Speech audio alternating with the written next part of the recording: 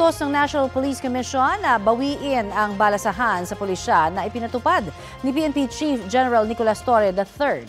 Sa pamamagitan ng resolusyon, may direktiba ang NAPOLCOM na ibalik bilang Deputy Chief for Administration si Lieutenant General Jose Melencio Nartates. Ipinababalik naman kay Lieutenant General Bernard Banac ang posisyon ng Commander ng Area Police Command Western Mindanao. Matatandaang nagpalit ng posisyon sina Nartates at Banac sa utos ni Torre. Dagdag pa sa direktiba ng NAPOLCOM, ipatupad na ng PNP ang bagong assignments ng 11 pang pulis.